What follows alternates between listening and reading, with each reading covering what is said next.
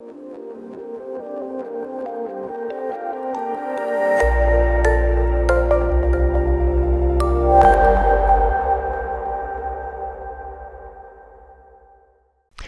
I'm Mark Gaylor, Sony Imaging Ambassador. I'd like to discuss the topic of medium format versus full frame, and we're looking at sensor size here. The old saying, bigger is better, does that ring true when we're talking about sensor size in this current era of digital photography? So I'll start unpacking this topic.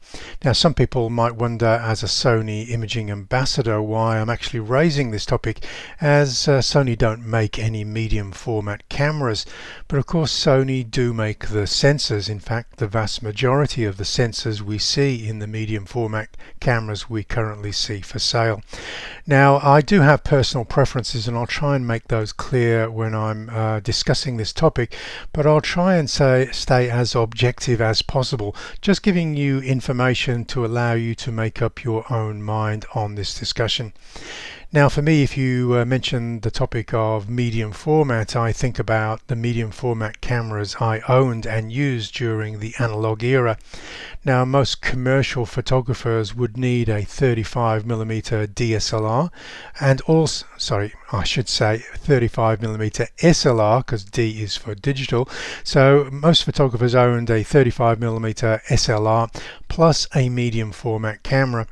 One of the main reasons that a lot of commercial photographers owned the medium format was because fast film had very large grain, and sometimes this was inappropriate or unusable by the magazine industry, etc. And of course, if we increase the size of the film, then the comparative print size we're taking off does reduce the size of that film grain. So that was the main reason that advertising photographers would predominantly use these medium format cameras. Now, in the middle of this slide, you'll see the classic Hasselblad 6.6 camera. Now, 6.6 refers to the image size produced on the 120 roll film. All of these cameras you see use that 120 roll film. It was just a question of how much of that roll film for each individual frame. A lot of photographers would use the twin lens reflex cameras, which is that classic Rolleiflex there. Basically, we look down onto the ground glass screen to frame the image, and so it did encourage people to slow down in the process of taking photographs. We were predominantly using manual focus lenses, so the whole era of this analog medium format photography was quite a slow affair. Now, I did gravitate and use a larger format, which was the RB67, built like a Russian tank, sometimes sounded a bit like a Russian tank, but that was obviously maximizing the 120 roll film by creating that 6 centimeters by 7 centimeters. I could refer in millimeters if you prefer. 60 millimeters by 70 millimeters was the format of this camera. Towards the end of the analog era, I started using the Mamiya 645 with a motor drive and pentaprism head. This allowed me to work with it on location, being a lighter camera, at eye level. I still, of course, owned the 35mm SLR system. Even going back to these medium format days, having a large lens range was a huge cost factor. But of course, if larger prints were required or double page spreads in magazines, using these medium format cameras meant that the film grain was never an issue because of the larger format. Moving into the medium format era, those Mamiya cameras suddenly started bearing the name Phase 1, very similar sort of transferring of technologies into this digital era.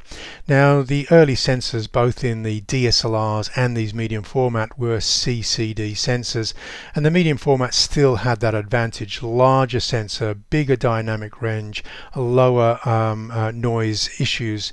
But of course, the full frame sensors gravitated from the CCD technologies to CMOS technologies that Canon first started using, and then Sony pushed into that change as well.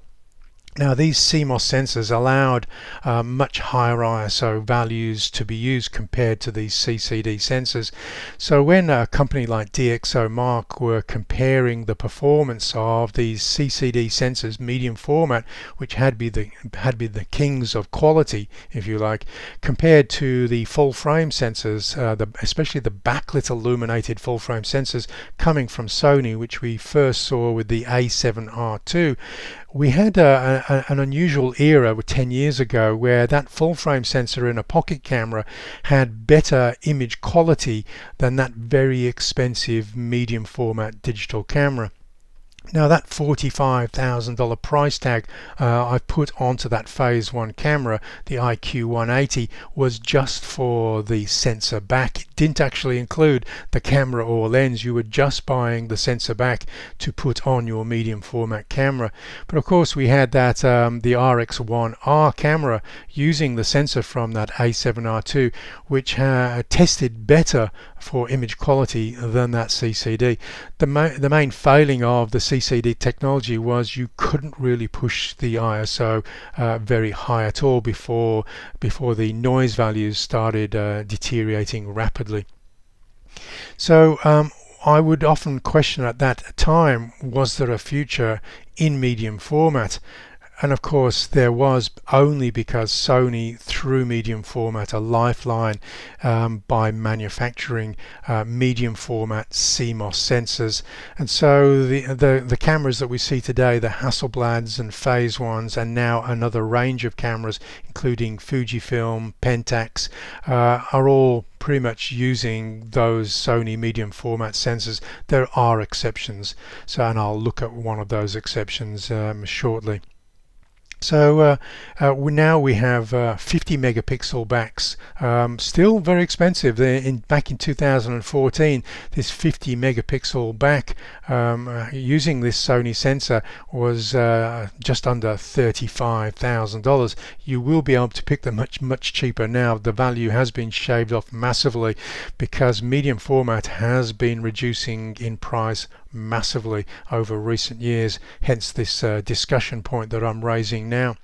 In 2019, Sony released its Alpha 7R4 camera with a whopping 61 megapixels, surpassing the 50 megapixel resolution of many of the medium format cameras currently on the market at that time.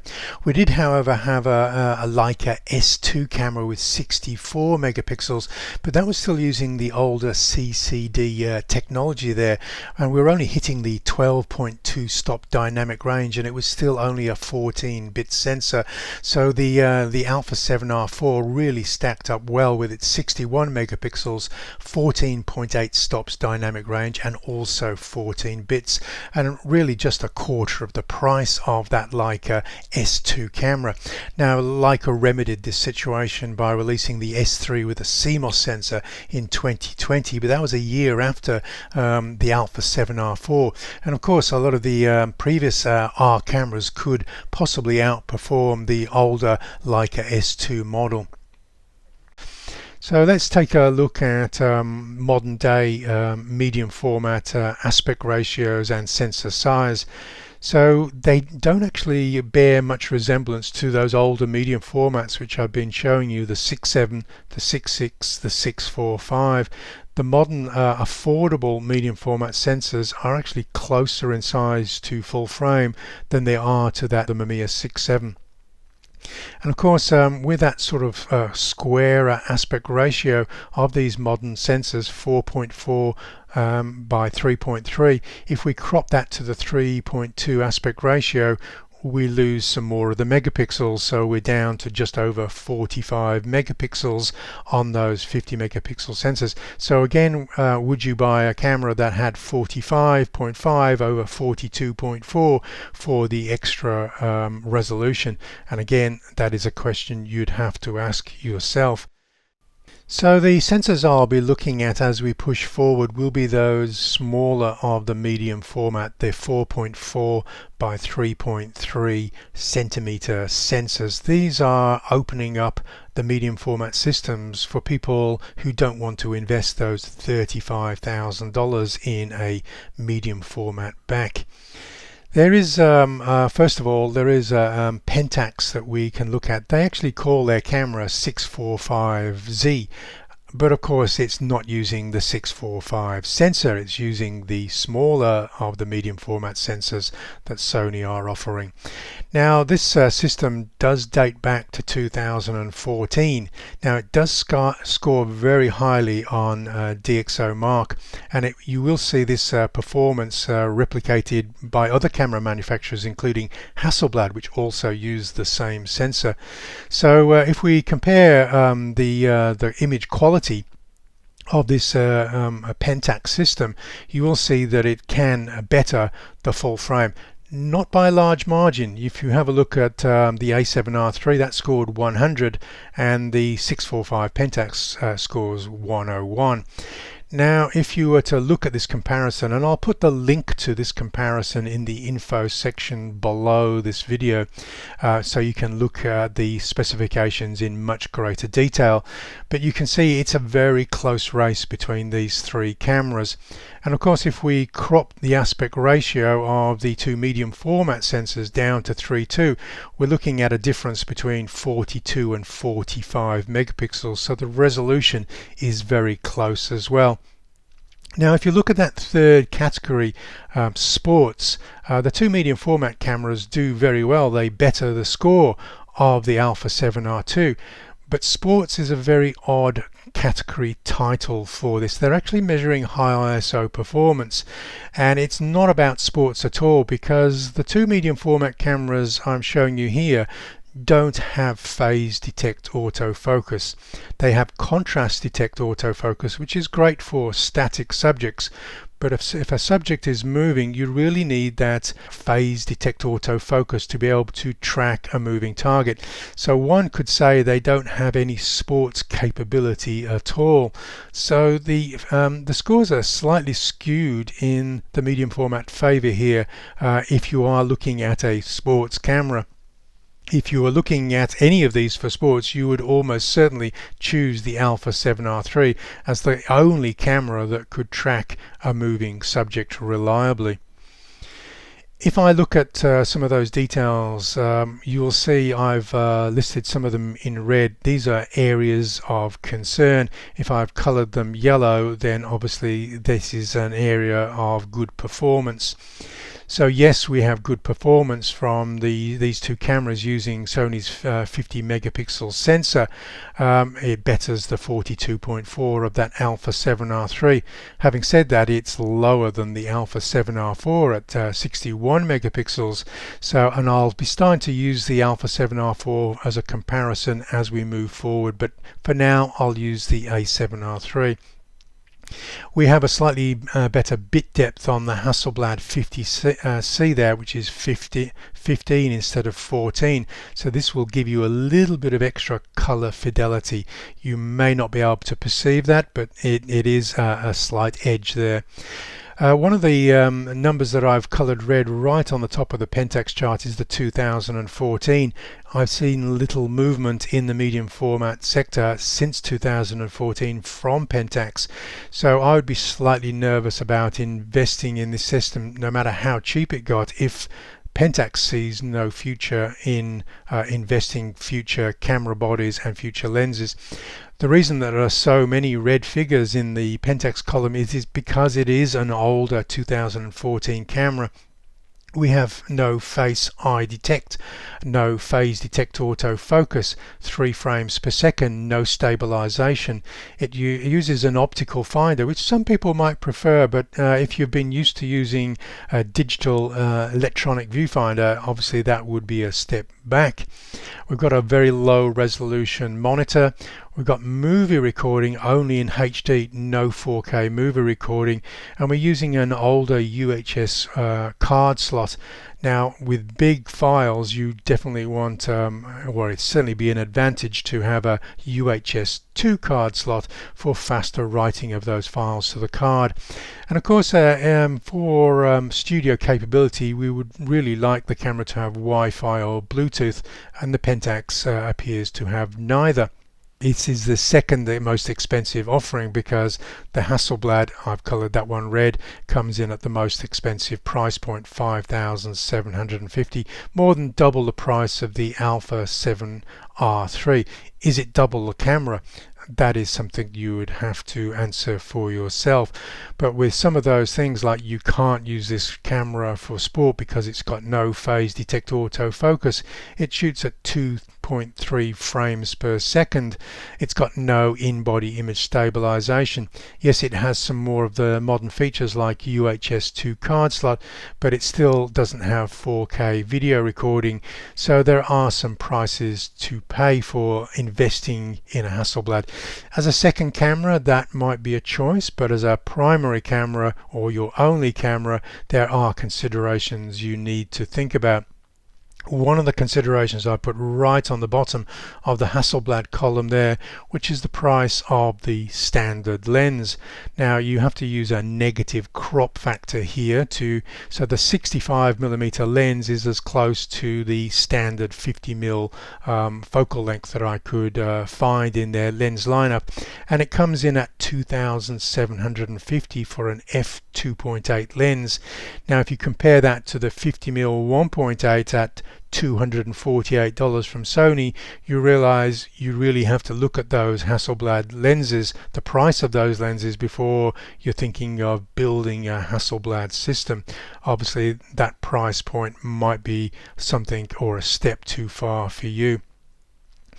So let's look at, of course, the company doing most of the movement in that medium format sector, which is Fujifilm.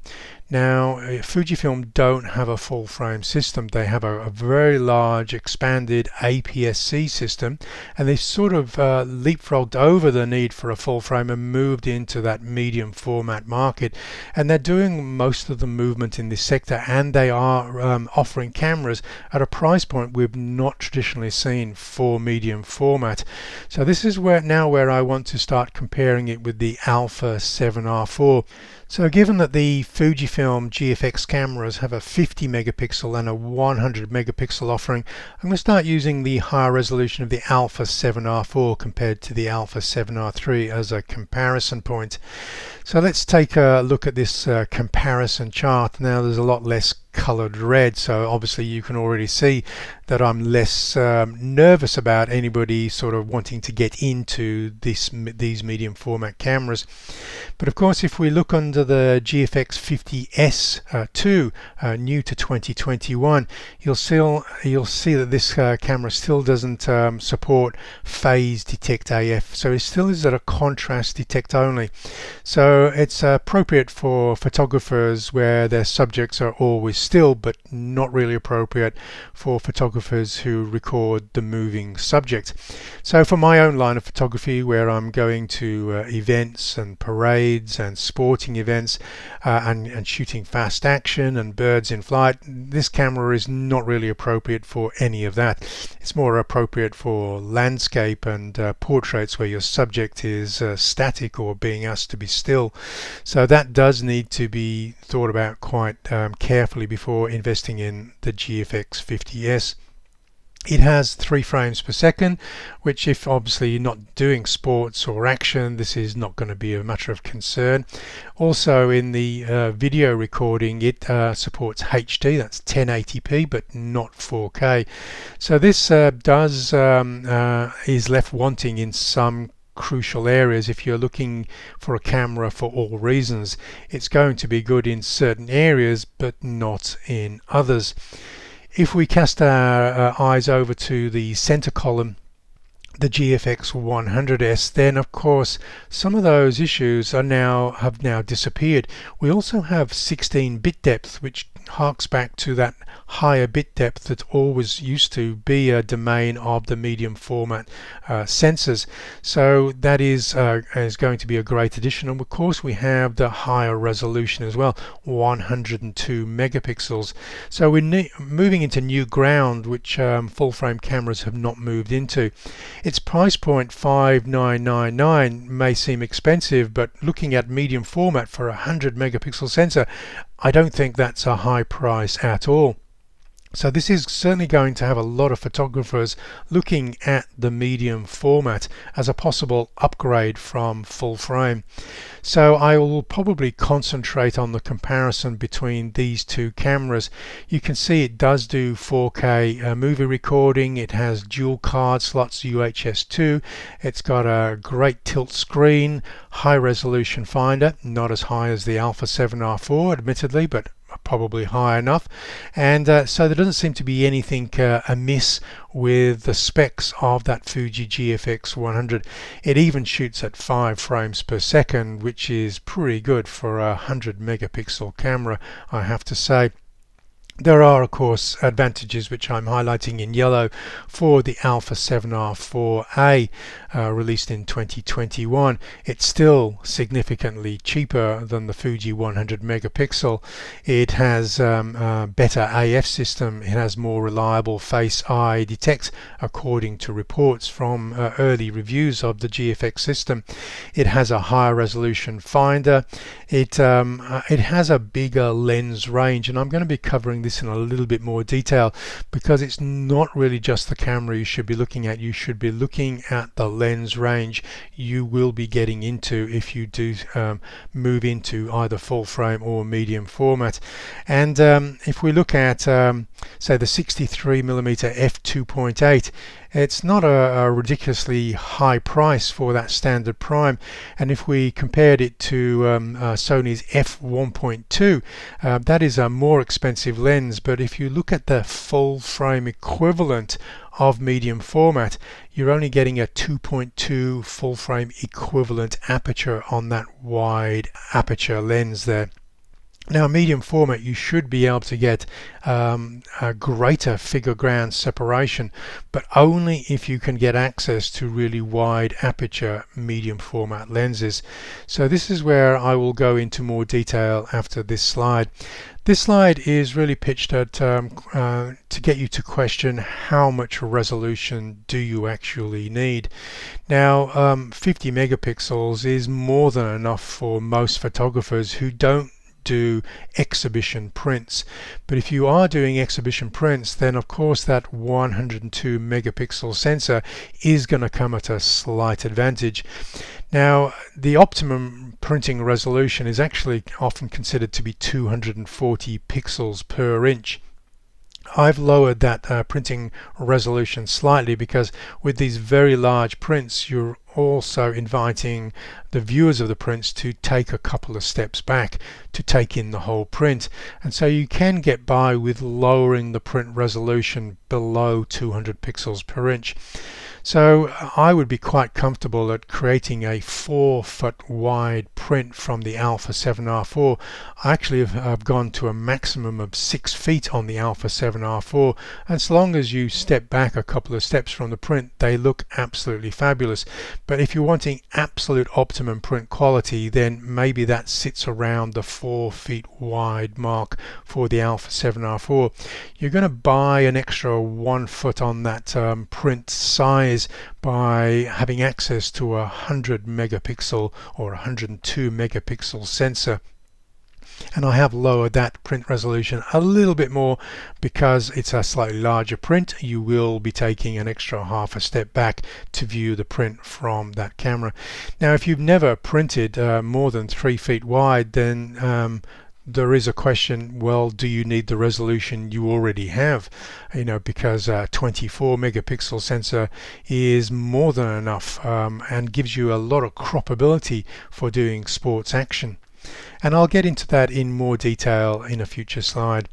Let's take a closer look at the lens lineup now for the Fujifilm GF prime lenses.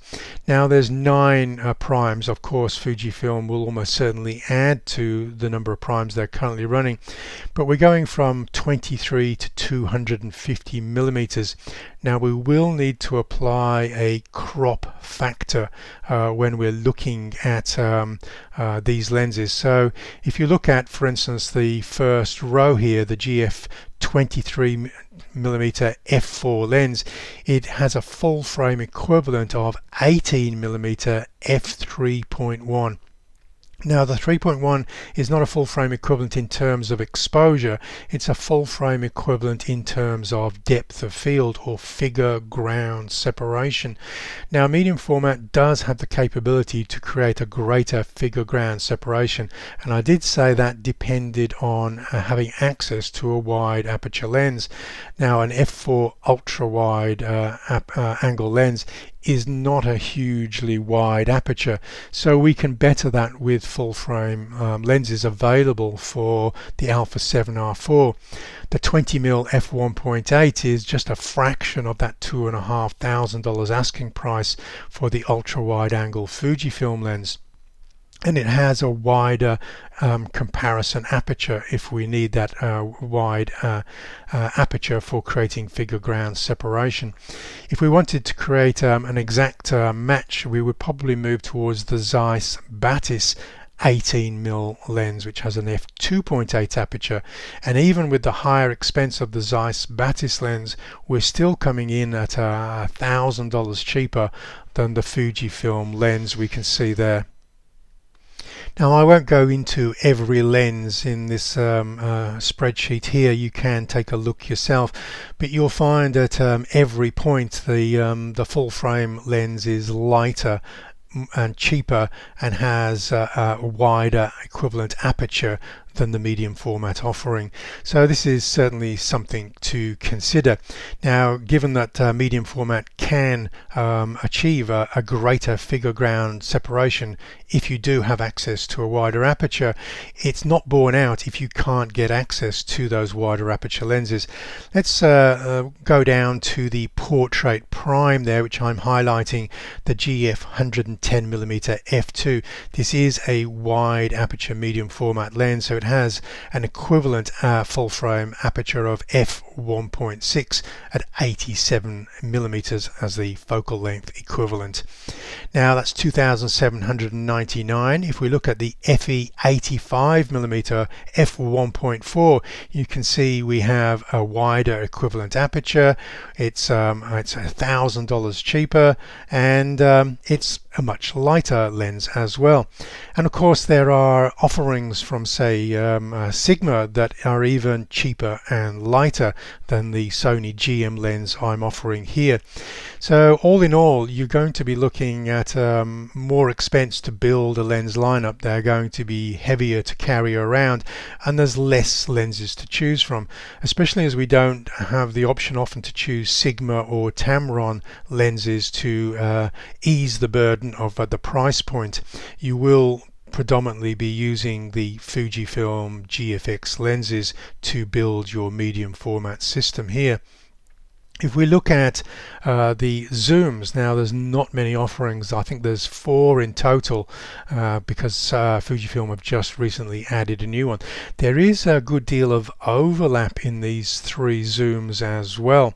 So you can actually cover the zoom range not with 3 zooms by looking at the Sony zooms, but by 2, the 24-70 f2.8 GM and the 70-200 f2.8 GM. You will have a greater zoom range, and you'll have a greater equivalent wider aperture. And again, if you're only carrying 2 zooms instead of 3, you'll have a lighter payload as well.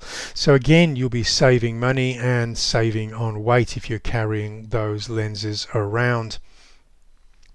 Now the question is, will Sony ever create their own medium format camera? It is quite feasible that Sony, with not much outlay of cost and development, could create their own medium format camera, given they already have their own medium format sensors. But it's not just the camera they would have to consider.